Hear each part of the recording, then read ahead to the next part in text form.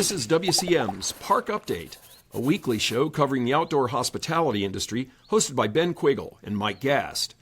During each episode, you'll hear from special guests and campground experts on topics that will help your park flourish. WCM's Park Update is a production of Woodall's Campground Magazine. Hi, this is Ben Quiggle, editor of Woodall's Campground Magazine, and this is another edition of WCM's Park Update, which is sponsored by Campgrounds of America. And of course, my esteemed colleague is here, Mike Gast, CEO, president of the Miola Group, which is a marketing group. He does a lot of stuff. And our guest today is David Korse, who is pretty well known to people who've watched the show previously. He is the president or CEO or whatever title you like to use, organizer of the Glamping show Americas, which is coming up here in a couple weeks. I mean, it's getting pretty close, David. 4 weeks from yesterday, so we're getting there. Yeah, it's going to be a great show. Last year you had, quite a few people. Weren't you over 1,600 people last year that came? Just shy of 1,700, 1,696 trade visitors.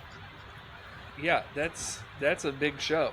So, you guys are going to be doing everything again. I mean, you're going to have the pre-show stuff this year. You're going to have the, the 2 days of the show. The expo area is looking big again. How many outdoor exhibits do you have so far this year? I didn't count it that way, Ben. We have over 150 total exhibitors. Okay. We have over 100 structures that'll be outside, so there's a lot. Yeah, there is a lot.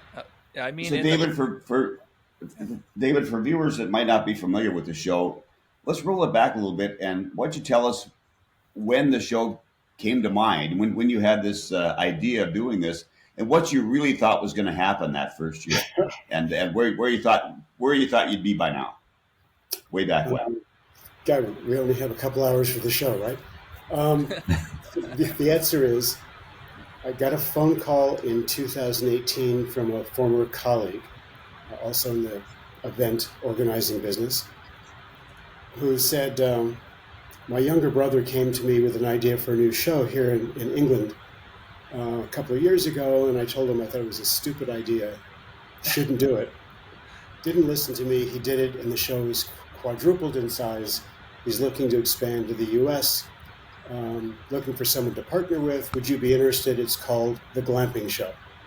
That's how it came to us, just a phone call for possible collaboration. We met with the people who launched the UK show, decided to give it a try, and we launched this event.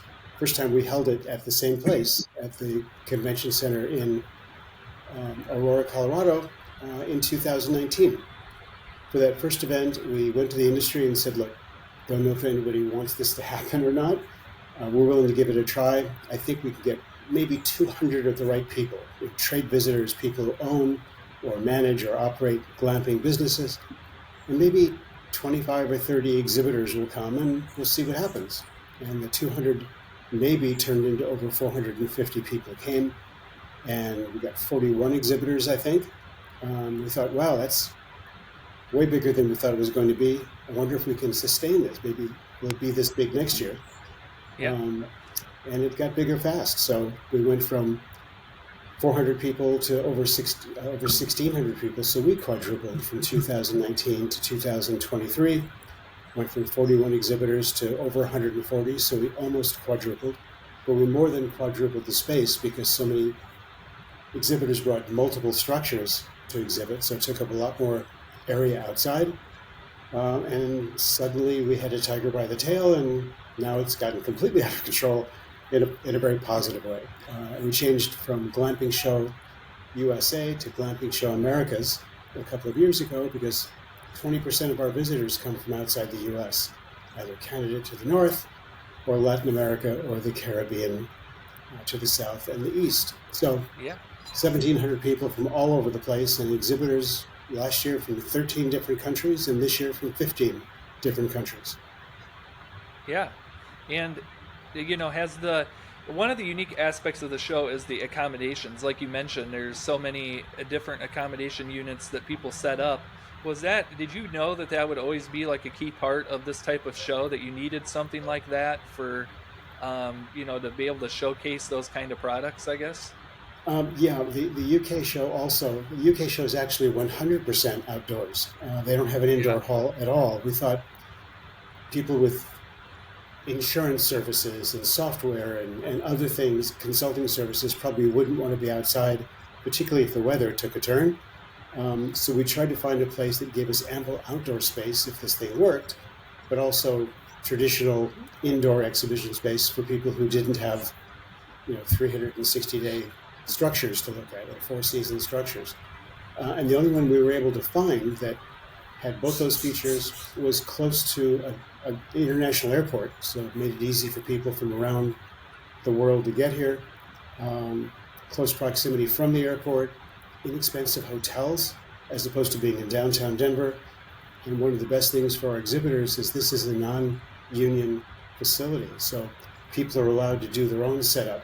They don't have to pay somebody else to plug something in or do something they could do themselves. So it's more cost effective for the exhibitor, more cost effective for the visitor.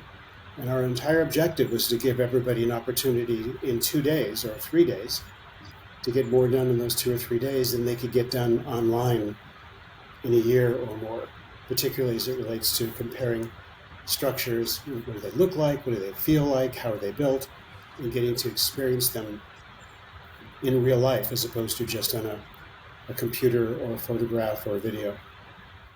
Yeah. So, David, what have you noticed is the biggest difference between the attendees you saw that first year and who we're seeing attend the show now? Mike, it's interesting. The demographics are almost exactly the same as they were. It's just that the numbers have gotten larger. We have a group of people who are already in the business, who have sort of just glamping businesses. One of the largest growing sector for us are people that started life with a traditional campground or an RV park or a combination of the two, who have since discovered the benefits of adding structures and adding glamping to their portfolio. So that's the biggest growth sector we've seen. About the same percentage of people come to the event aren't doing it yet. They're anywhere from thinking about doing it all the way down that sort of pathway or the pipeline of I'm halfway there, just getting my permits. Hey, I'm opening in 6 weeks, somewhere in that 2 or 3 year pipeline. So the percentage is the same. The number has increased. And the only real demographic difference for us is when we first started, there weren't very many investors, equity investors and stuff, or massive developers coming to the event. And now they are. They're coming in larger numbers. Still probably is dozens, it's not hundreds, but people looking to invest in the sector, people looking to make acquisitions, people looking to find out what the next big thing is that they can possibly invest in. So we have a lot of money folks that come to the event as well. Yeah. Well, let's pull up your website here so people can we'll scroll through it as we talk more. I guess you guys, when you guys first started in Aurora, you had like the 2 days. Now you do a whole pre-conference program. Can you just talk a little bit about how that came about and who you work with for that and why that's becoming an important aspect of the show as well? Sure. The 2-day conference program has 8 sessions, 4 each day, and they're an hour long each, and they're very targeted, they're very specific. And we do surveys of our visitors every year and ask them what did well and what we messed up on and what they'd like to see the next year. And we had a lot of people who responded by asking for more in-depth training, more in-depth education than just these 1 hour targeted sessions. And they wanted sort of the 50,000-foot overview kinds of things. And in doing further research and working with the American Glamping Association as our partner in these pre-show workshops, we came to the conclusion the first thing we could do the first year we did it was just one, and we called it Glamping Business Basics. So this was kind of a altitude look at the business of glamping. It wasn't about specifically what to do or how to do it. this is what the business is like. These are things you need to think about. There's a checklist of things to make sure you're not getting surprised by things coming down the road. So it was a 3.5-hour workshop, multiple speakers covering a bunch of stuff. And it was really very successful. People liked it a lot. And then we got more requests for people about money. Can I borrow money to start my business? Can I borrow money to expand my business? How do I find investors? Can I crowdfund? How do I do this? And so the second year of doing the workshop, we added the funding workshop. We've called it a couple different things. This year it's called Funding Your Glamping Business. 3 hours on that Monday morning, September 30th, talking about money and everything about money. So people who are trying to figure out financial side of things, this is 3 hours, kind of an immersion of all the different kinds of alternatives they might have. So Funding Your Glamping Business is Monday morning. There's then followed by a box lunch. And then Monday afternoon is Glamping Business Basics. Visitors can choose to attend just one, or they can attend both, whatever their interest is. And the American Glamping Association plays a fundamental role. They actually produce the content. Their group, Ruben and his team, find the speakers and the topics based on feedback from their members of what they want to hear about. And so these are sponsored by and produced really by the American Glamping Association. Yeah, and we're just kind of scrolling through the program. I mean, you guys really work hard to make sure that you're getting good value out of the sessions and the speakers and people who are showing up, to the show to talk. I guess just give us, how early in the process do you start looking for these people? Do you start right after the show ends? The year before, I guess? We really do. The first thing we do is a survey of all the delegates. An oversimplified way of describing this survey is what keeps you awake at night. It's, we don't ask, which speaker you like the best or which topic. We hear about that just by being in the sessions, and we know what people are reacting to. But the survey says, what are the things you would like to hear about? What are the problems you're facing that you would like to hear options or solutions for? Typically, we come away from that with 30 or 40 different things, but we only have 8 slots. So during the holidays, we kind of think about it and don't do much. And then my partner, Sally, who runs the conference, starts working on this in mid-January. At the same time, we probably get 30 or 40 people who approach us and say, I would like to be a speaker. I have an idea for a topic. And so we marry those proposals to the things we're looking for, and whenever there's a fit, then we'll try and get that organized. If there isn't, Sally has to go out looking for speakers for topics that we think are most important. We narrow it down to 8, and we try to have all the speakers identified and all the sessions outlined by April 15th, because we go live with the program and open registration the 1st of May. So surveys in the fall, holidays off, start the process of winnowing down, recruiting speakers or responding to proposals, and announcing the program the 1st of May. Yeah. So, Dave, does the Aurora facility have a lot of room to expand? Is there still room for where this is going to go? It depends, Mike, how you define the structure for expansion, because we expanded this year.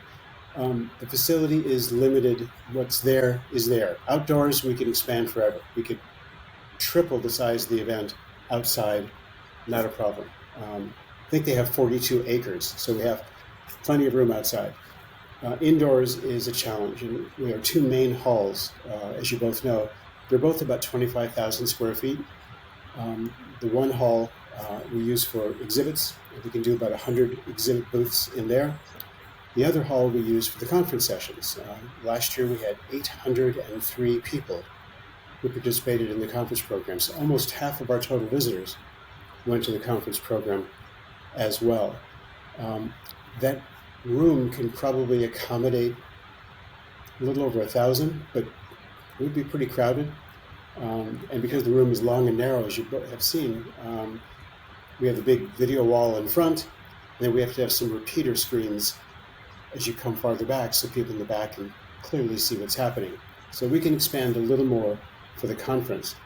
We sold out of exhibit space indoors last year, and we had a few extra exhibitors who wanted to come, so we just put them outdoors with a little 10 by 10 tented canopy, which was not a successful experiment. Our intentions were good, but the winds blowing across the plains were not working in our favor. It's like looking to speak when the umbrella turns inside out. It was a little bit of that. So this year we're making a different investment. We've invested in a pretty good size event tent. It measures 140 by 40. And we're using that as an expansion hall for indoor exhibits. So we now have room for 23 more exhibitors indoors. Of those 23, 20 have been sold. So there's a second indoor exhibit hall. Mike, I keep forgetting you haven't actually been there with us, but Ben certainly has. So Ben, as you come out through registration, the main doors and the outdoor exhibits are in front of you. If you turn to the right, the tent will be right there. So indoor exhibits inside, indoor exhibits right outside the conference area, the outdoor exhibits, and there you go. Yeah, and Mike was there last year. So Mike, I was there. I was there last year. I'm just getting old and I can't remember things. It's a good thing your names are written on the bottom. No, we dragged them along, but we have to pause for a second to recognize our sponsor, Campgrounds of America, and we will be right back. Campgrounds of America is the leading brand in camping, known for its 60-plus years of expertise and trusted quality. By joining the KOA family, franchisees benefit from the strong brand recognition, operational excellence, and a proven business model designed to foster growth and success. The flexible franchise options empower owners to achieve their goals while providing an exceptional camping experience for guests. To learn more about joining the KOA family of campgrounds, visit ownakoa.com. Hi, welcome back to WCM's Park Update, and we are talking with David Korse, the organizer of the Glamping Show Americas, which is coming up. The main show runs October 1st and 2nd, and then of course you have the pre-conference workshops on September 30th. I can't believe we're already in September. So that's just blowing my mind that we're already in September. So, and the show is rapidly approaching. We talked a little bit before the break about the pre-conference programming, some of the work you guys do there, some of the other aspects of the show. I guess one of the things that you guys introduced last year was the State of the Industry report. And I know you guys are going to be talking about the 2024 State of the Industry report this year. I guess, obviously you might want to keep some things close to the chest until the show, but is that going to be pretty surprising to people? Did you guys get some really good details from that in the second year, I guess? We got excellent data, as good as the data we got last year, and I'm not sure there were any giant earth-shattering surprises, Ben. I think it did more to confirm things we were led, last year's research pointed us in a direction, and some of that was confirming. It was interesting to hear about last year. The report was in 3 sections. We had a little bit of stuff from exhibitors. We had things from people who were already in the business, and we had a section of questions for people who were thinking about coming in the business. And this year we focused on the middle sector, people who are already in the business. So we spent a lot of time on things. Are you planning to expand? What are your expectations for average daily rate?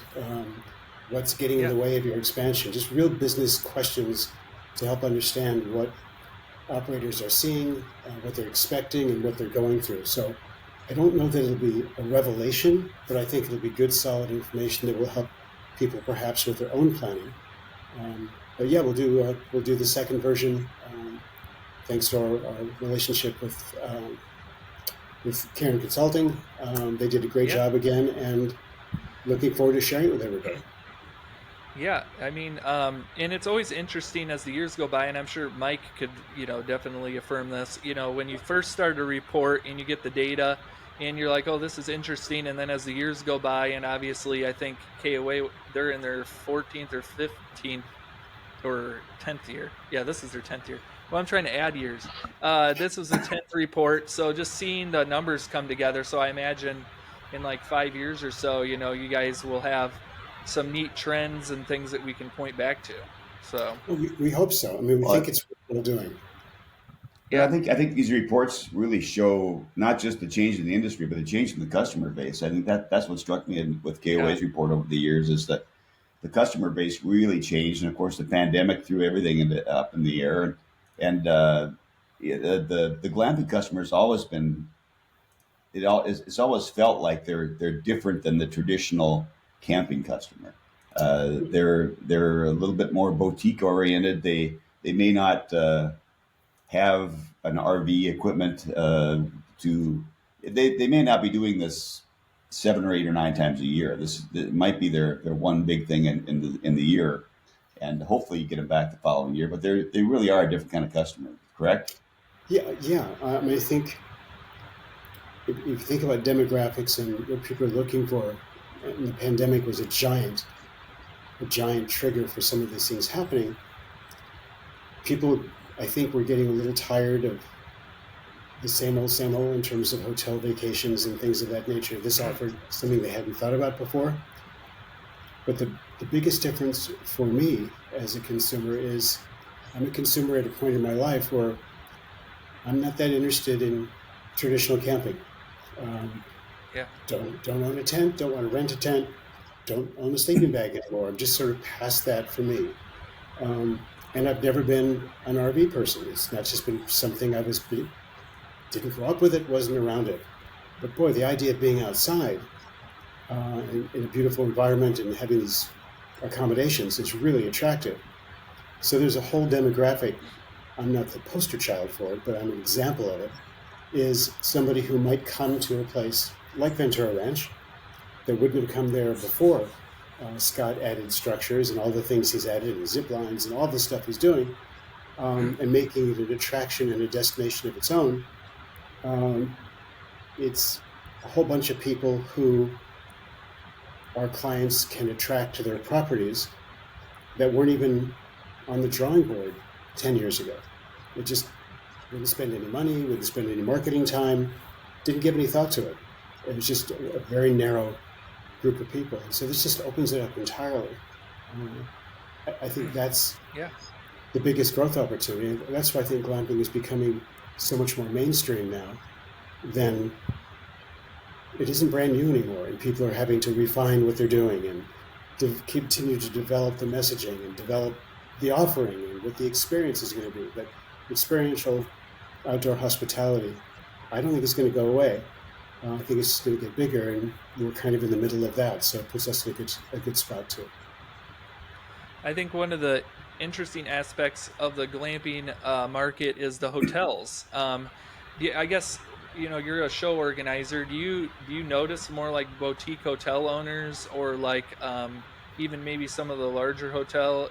Do you see more action on their side looking at the glamping industry? I guess. I mean, we We know see we've some had of that at the yeah magazine. we've So had representatives from boutique hotels and mainstream hotels and from some of the associations have attended the show. So at the yeah, very least, they're checking it out. Um, we keep hearing stories about hoteliers who are going to add structures to their existing properties, create sort of special sections. We hear stories of people who are going to open up large venues that are entirely glamping-like without the headquarters check-in kind of stuff. But we hear more yeah, about stories than we've heard actual news that somebody is committing to do it. But we know a couple examples where places that are looking to add to what they're already doing at the same venue.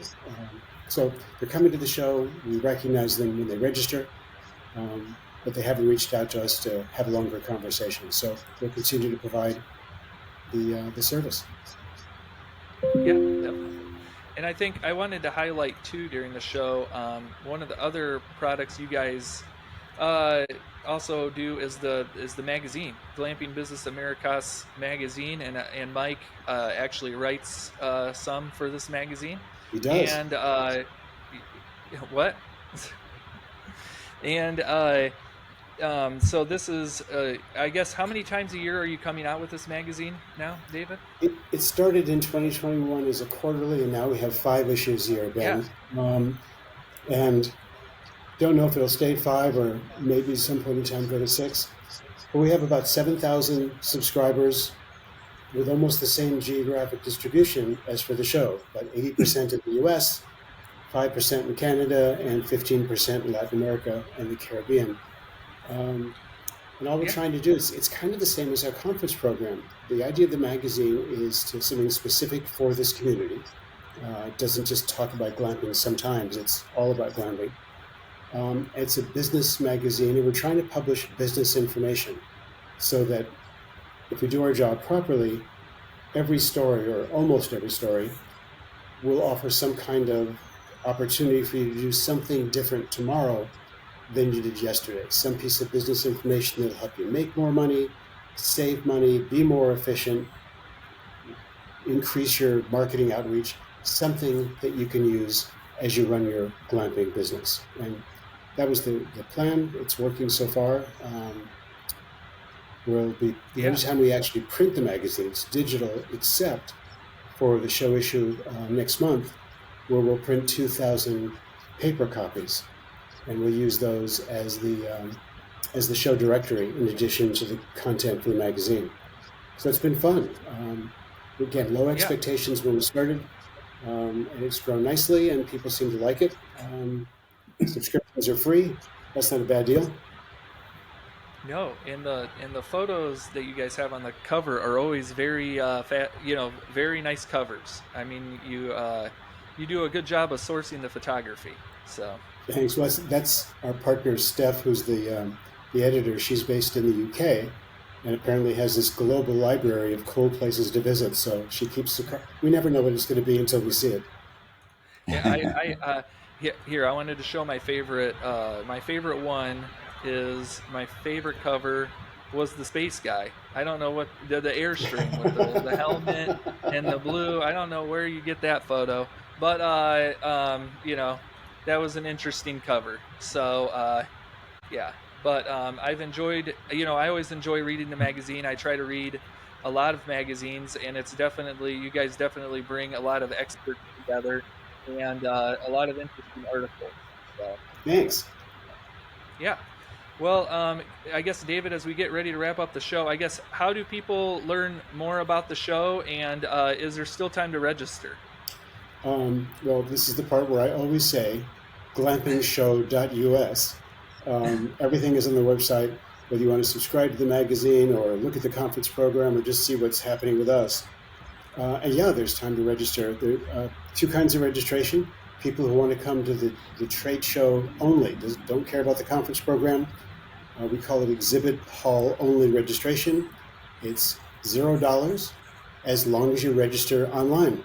If you just show up on site without having registered, it's $50. And we charge $50 because we really don't want the pain of collecting money, so we try and scare you into registering online. So free registration for trade visitors, not consumers, trade visitors. And then the conference program, you can do the 2-day conference and or one or both of the workshops on Monday. So you could do 3 full days if you want to, or some combination of those things. And just go to the registration tab on the far right, upper right-hand corner of the website. It says registration, and it'll take you right to the page where you can see what the costs are for the conference program if you want to do that, or the free exhibit registration. And the more the merrier. Yeah, and if I'm an exhibitor, do I still have time to get a booth, or are they pretty much booked? We have 1 outdoor space remaining, which can accommodate as many as up to 400 square feet. And we have 3 indoor booths remaining, which are 10 by 10 feet each. So first come, first serve. We'd love to sell all 4 of those. Just call me, email me, david@glampingshow.us. I'd be happy to help. Yeah. All right. Well, thank you, David. I look forward to seeing you in about, at the end of September, beginning of October here, and it should be another great show. I mean, the weather's always been great, and looking forward to seeing everyone again. Thanks for your support. Good to see you guys today. And Ben, see you in 4 weeks. All right. Thanks, David. Thanks, everyone, for Mike. watching, and thanks to our sponsor, Campgrounds of America, and we'll be back again next week. Thank you for listening to WCM's Park Update, a production of Woodall's Campground Magazine. Join us for a new show each Tuesday at 3 p.m. Eastern on Facebook, YouTube, and wherever you listen to podcasts. Follow us on Facebook and LinkedIn for daily news and updates, and subscribe to our news feed on our website at woodallscm.com.